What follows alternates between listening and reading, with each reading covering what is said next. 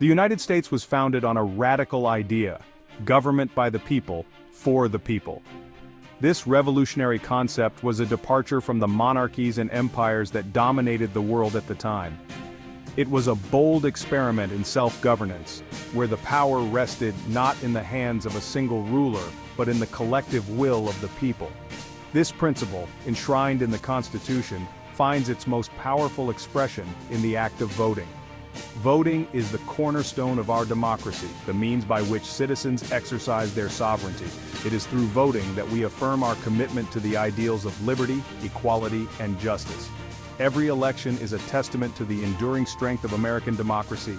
Each vote cast is a reaffirmation of our collective belief in the democratic process. Election nights filled with anticipation and excitement are moments when the nation comes together to witness the peaceful transfer of power. It is a chance for citizens to make their voices heard and shape the future of their nation. In the voting booth, each individual has an equal say, regardless of their background or status. Town hall meetings and public forums further amplify these voices, fostering a culture of open dialogue and civic engagement. From the very beginning, elections have been at the heart of the American experiment.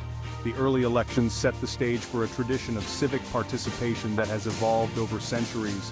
Political rallies and debates have long been a vibrant part of our democratic fabric, reflecting the dynamic nature of our political landscape.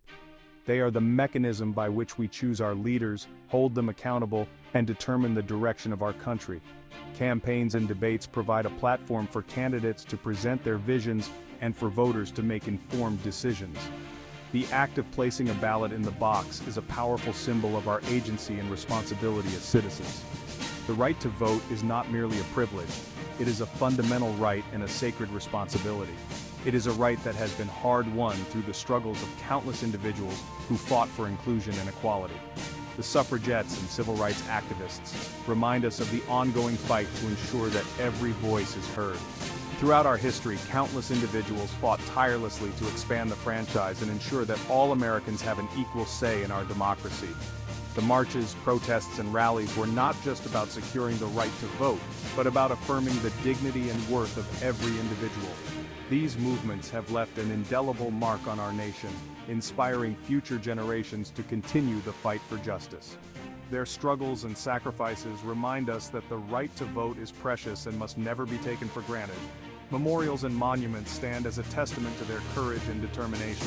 The signing of landmark legislation such as the Voting Rights Act represents milestones in our ongoing journey towards a more inclusive democracy. Each generation has a duty to protect and strengthen this cornerstone of our nation. Young people, volunteering at polling stations and engaging in political discourse, are the torchbearers of our democratic values. Families discussing the importance of voting across generations highlight the enduring relevance of civic participation. The story of U.S. elections is a story of evolution, adaptation, and ongoing debate. From paper ballots to electronic voting machines, the methods and processes have changed, but the core principle remains the same.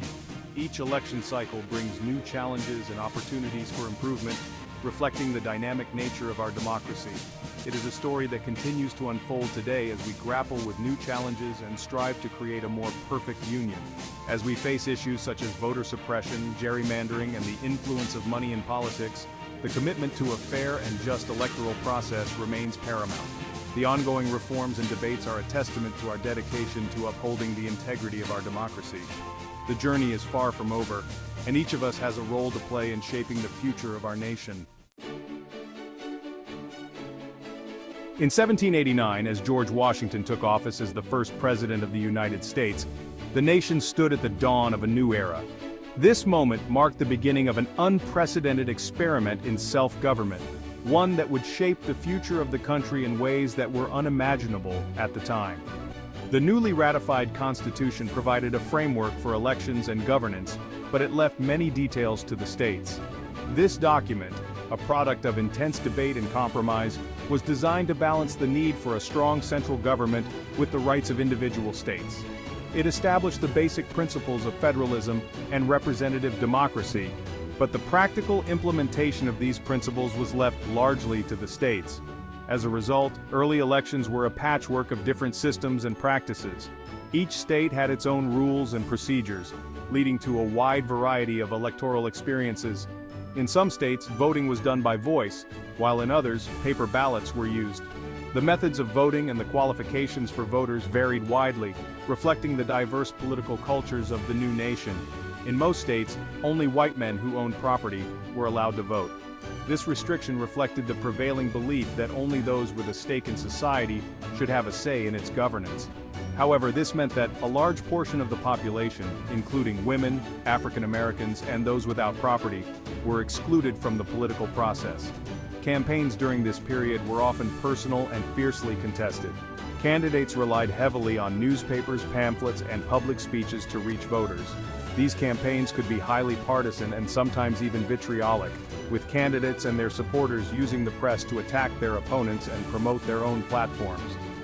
The Electoral College was established as a compromise to balance the interests of large and small states.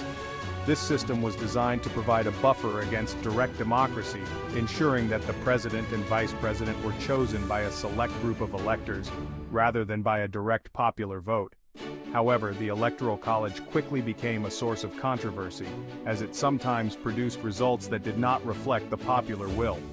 The election of 1800, which saw Thomas Jefferson and Aaron Burr tie in the Electoral College, exposed significant flaws in the system. This deadlock led to a prolonged and contentious process in the House of Representatives, ultimately resulting in the passage of the 12th Amendment in 1804. This amendment changed the way electors cast their votes, requiring them to vote separately for president and vice president. The election of 1800 was a pivotal moment in American history. It highlighted the challenges and complexities of the new electoral system and underscored the need for ongoing reforms. The passage of the 12th Amendment was a crucial step in addressing these issues and ensuring a more stable and predictable electoral process. Despite its imperfections, the early electoral system laid the foundation for American democracy. It established the principle of regular, free, and fair elections, even as the fight for universal suffrage was just beginning. Over time, the system would evolve and expand, gradually extending the right to vote to more and more Americans. The early years of the American Republic were a time of experimentation and innovation. The new electoral system was a work in progress, constantly being tested and refined.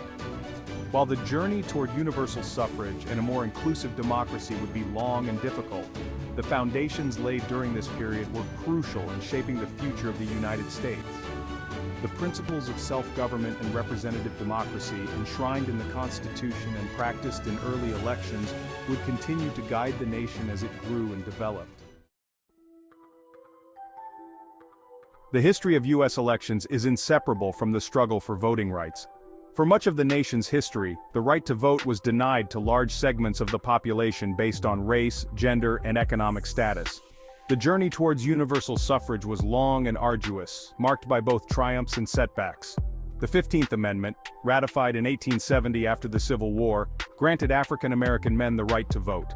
However, Jim Crow laws in the South, including poll taxes, literacy tests, and grandfather clauses, effectively disfranchised black voters for decades. Women, too, fought tirelessly for the right to vote. The suffrage movement gained momentum in the late 19th and early 20th centuries, culminating in the ratification of the 19th Amendment in 1920, which finally granted women the right to vote. These hard-won victories expanded the electorate and transformed the political landscape of the nation. They stand as powerful reminders that the fight for a more inclusive democracy is an ongoing process, requiring constant vigilance and a commitment to justice. In the early 20th century, a growing movement sought to make the nomination of candidates more democratic. This movement was driven by a desire to give ordinary citizens a greater voice in the political process, challenging the established norms that had long favored the powerful and well-connected. This led to the introduction of primary elections, a system that allows voters to directly select their party's nominees for the general election. The idea was to create a more transparent and participatory process, where the will of the people could be more accurately reflected in the selection of candidates. Prior to primaries, party bosses and political machines often controlled the nomination process, limiting voter choice. These powerful figures wielded significant influence, often making backroom deals and selecting candidates based on loyalty and patronage, rather than merit or popular support. The Progressive Era saw a push for reforms to weaken the grip of these powerful interests. Reformers argued that a more democratic process was essential for a healthy republic, and they sought to dismantle the entrenched systems that allowed a few to control the many. Primaries were seen as a way to give more power to the people and reduce the influence of party elites. By allowing voters to have a direct say in the selection of candidates, primaries aimed to make the political process more responsive to the needs and desires of the electorate. The first statewide primary was held in Wisconsin in 1903. This groundbreaking event marked the beginning of a new era in American politics, one where the voices of ordinary citizens could be heard more clearly in the halls of power. By the mid-20th century, most states had adopted some form of primary system. This widespread adoption signaled a significant shift in the political landscape as more and more states embraced the idea of giving voters a direct role in the nomination process. However, the types of primaries vary widely, with some states holding open primaries where any registered voter can participate regardless of party affiliation. Open primaries are seen as a way to encourage broader participation and reduce partisan polarization, while others use closed primaries, which are restricted to members of a particular party. Closed primaries are intended to ensure that party members have a strong voice in selecting their candidates, but they can also limit participation and exclude independent voters. The rise of primaries has had a profound impact on American elections. It has changed the way candidates campaign, forcing them to engage more directly with voters and address their concerns. It has given voters a more direct say in choosing their representatives, empowering them to hold candidates accountable and influence the direction of their parties, while also increasing the length and cost of campaigns. Candidates now have to campaign for longer periods and raise more money to compete in both primary and general elections, which has led to concerns about the influence of money in politics. The primary system continues to be debated today, with some arguing for further reforms to make it more inclusive and representative. Critics point to issues such as low voter turnout in primaries, the influence of special interest groups, and the polarization of the electorate as areas needing improvement, with some arguing for further reforms to make it more inclusive and representative.